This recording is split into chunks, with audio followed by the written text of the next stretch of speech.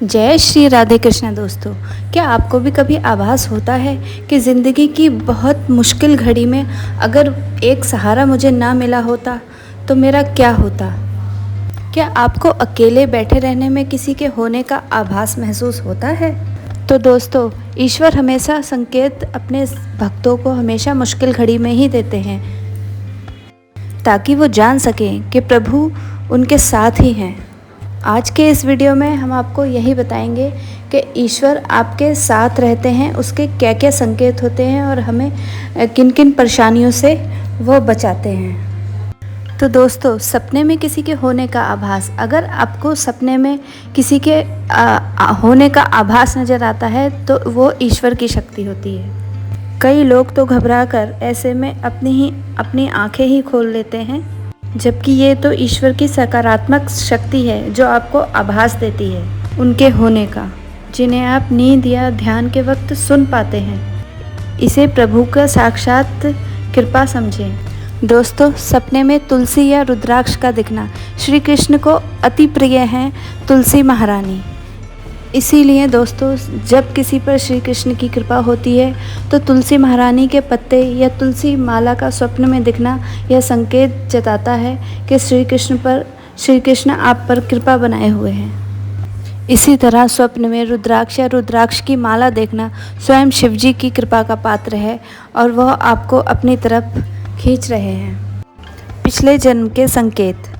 कई बार जब लोग किसी देवी देवता को अपना इष्ट बनाते हैं, उनके नहीं जबकि किसी और देवी देवता के स्वप्न उन्हें बार बार परेशान करते हैं। जैसे महादेव के भक्त जानते हैं कि महादेव को तुलसी नहीं चढ़ती है, पर उन्हें सपने में शंख, मोरपंख, तुलसी जी आदि दिखते हैं, जो श्री हरि और श्री कृष्ण के प्रतीक हैं।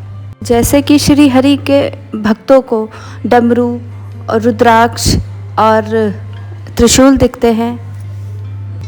ये संकेत उस इंसान के पिछले जन्म से भी जुड़े हो सकते हैं। ये संकेत बताता है कि पिछले जन्म में आपकी उन देवी देवता के प्रति भक्ति कुछ अधूरी रह गई थी, जिसके कारण दोबारा आपसे संपर्क करके उनकी शरण में वापस ले जाना चाहती हैं।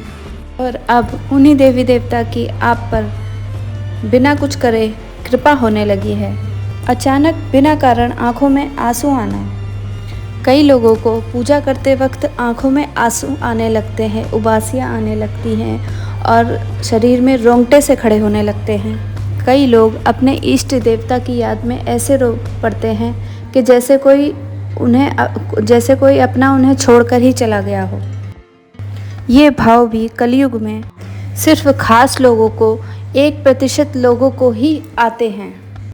तो दोस्तों, जब आप पूजा करते हैं, पूजा करते समय आरती करते हैं, तो आरती की लौ अचानक तेज हो जाती है, तो यह भी भगवान की कृपा का पात्र है। इससे संकेत मिलता है कि प्रभु आप पर अपनी कृपा बनाए हुए हैं। तो दोस्तों, अगर भगवान की कृपा होती है तो उससे दिए और धूपबत्ती से भी पता चलता है। मान लीजिए आपका दिया जल रहा है या धूपबत्ती चल रही है, धूपबत्ती का धुआं जब निकलता है और वो एक विशेष आकृति ले लेता है, तो ये संकेत जताता है कि प्रभु आप पर अपनी कृपा बनाए हुए हैं। तो दोस्तों, एक संकेत यह भी है, अगर आपने भगवान को फूल चढ़ाए हैं और फूल चढ़ाने के बाद धीरे से वह आपकी तरफ गिर जाता है, तो यह भी ये दर्शाता है कि प्रभु आप पर अपनी कृपा बनाए हुए हैं और आपकी भक्ति से वह प्रसन्न है।